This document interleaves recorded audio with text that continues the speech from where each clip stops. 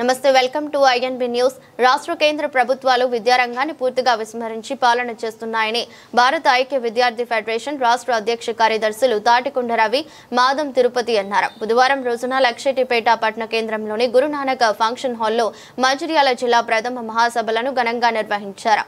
USFI జెండాను జిల్లా అధ్యక్షుడు మల్లేష్ ఆవిష్కరించారు.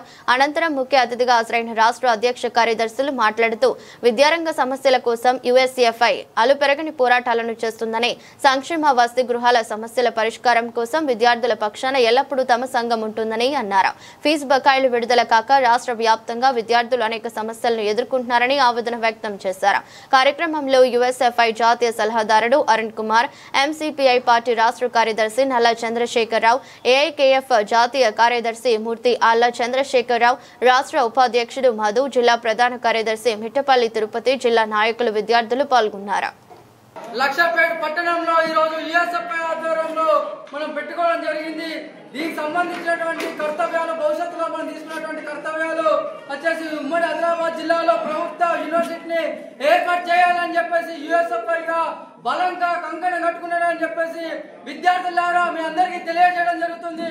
అదే విధంగా మంచిర్యాల జిల్లాలో సింగరేణి ప్రభావం ఎక్కువ ఉండడం వల్ల జేఎన్టీయూ యూనివర్సిటీని ఇంజనీరింగ్ కళాశాలను ఏర్పాటు చేయాలని చెప్పేసి మంచిర్యాల జిల్లాగా మనం యుఎస్ఎఫ్ఐ భవిష్యత్తులో ఉద్యమం చేయబోతున్నాం. అదే విధంగా మహిళలకు రక్షణ కల్పించాలని చెప్పేసి, ఎందుకంటే మనకు ఉన్నటువంటి సిచ్యువేషన్లలో ఈ రోజు మహిళలకు రక్షణ లేకపోవడం వల్ల యుఎస్ఎఫ్ఐ ఆధ్వర్యంలో మన భవిష్యత్ పోరాటం మొత్తం మహిళలకు సంబంధించినటువంటి పోరాటమే చేస్తున్నాం. కాబట్టి భవిష్యత్తులో ఆ రకంగా ఉద్యమం రాష్ట్ర వ్యాప్తంగా లేవు. మనం చూస్తున్నాం వాటర్ సౌకర్యం కావచ్చు, మరుగుదొడ్లు కావచ్చు, అనేకమైనటువంటి ఇబ్బందులు. ఎందుకంటే ఈ రోజు మనందరం చదువుకున్నటువంటి విద్యార్థుల మీద ఈ రోజు కనీసమైనటువంటి వసతులు లేకపోవడం అనేది జరుగుతుంది. అదే విధంగా కార్పొరేట్ విద్యా సంస్థలలో అనేకమైనటువంటి దోపిడీ, ఈ రోజు పుస్తకాలు కావచ్చు, అనేకమైనటువంటి దోపిడీ జరుగుతుంది. కాబట్టి భవిష్యత్తులో మనం యుఎస్ఎఫ్ఐ ఆధ్వర్యంలో ఎవరికైనా విద్యార్థులకు ఫీజు సంబంధించినటువంటి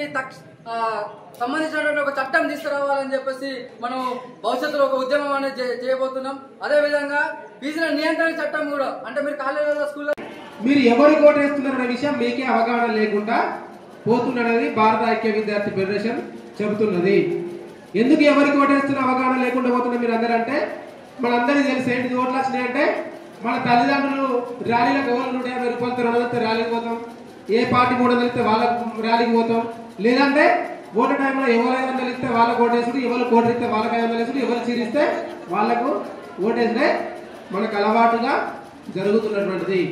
కానీ భారత ఐక్య విద్యార్థి ఫెడరేషన్ యుఎస్ఎఫ్ఐ చదువుకున్నటువంటి ప్రతి విద్యార్థికి రాజకీయ అవగాహన కలగాలని చెప్పేసి గల్లీ నుండి మొదలుకుంటే ఢిల్లీ వరకు, ఇవాళ పాఠశాల నుంచి మొదలుకుంటే ఇంజనీరింగ్ కాలేజ్ వరకు, ఫార్మసీ కాలేజ్ మొదలుకుంటే నర్సింగ్ కాలేజ్ వరకు, కేజీ నుండి పిహెచ్డి వరకు విద్యార్థులు చైతన్యం చేయడం బేసిక్ గా పెట్టుకొని ఇవాళ మారుమూల గ్రామంలో కూడా ఇలా ప్రయాణిస్తున్నది. ముఖ్యంగా మీ అందరూ గుర్తుంచుకోవాలి, మాకే సమస్యలు ఉన్నాయి, మా తల్లిదండ్రులు మాకు బస్ పాస్ డబ్బులు ఇస్తున్నారు, మా తల్లిదండ్రులు ఎగ్జామ్ ఫీజులు కడుతున్నారు, మా తల్లిదండ్రులు పండగలతో బట్టలు కొనిస్తున్నారు, మా తల్లిదండ్రులు మాకు కాలేజ్ పోయమంటే కొత్త డ్రెస్సులు కొనిస్తున్నారు, విద్యార్థులకు ఏ సమస్యలు ఉన్నాయని చెప్పేసి మీరు అందరూ అనుకోవచ్చు. కానీ భారత ఐక్య విద్యార్థి ఫెడరేషన్ ఇవాళ సమస్యలు అంటే కేవలం ఓట్లున్నోళ్ళకే కాదు, చదువుకునే మా విద్యార్థులకు కూడా ఉన్నాయని చెప్పేసి ఇవాళ అధికారులను, ప్రభుత్వాన్ని నిలబెట్టి అడిగే సంఘం ఏదంటే అది కేవలం యుఎస్ఎఫ్ఐ అనే విషయాన్ని మీరు అందరూ గుర్తుంచుకోండి.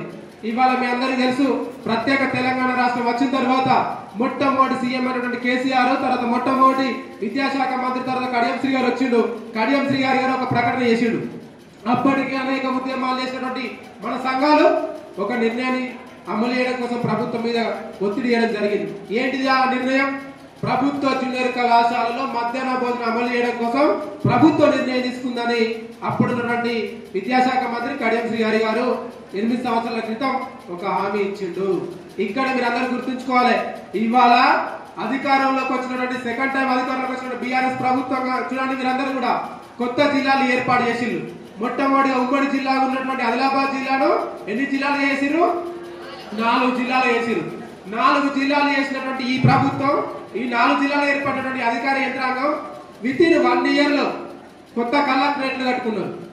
విత్ ఇన్ 6 months లో కొత్త వెహికల్స్ అధికారులకు ఇన్నోవాలు కానీ లేకపోతే బోలర్లు కానీ కొత్త వెహికల్స్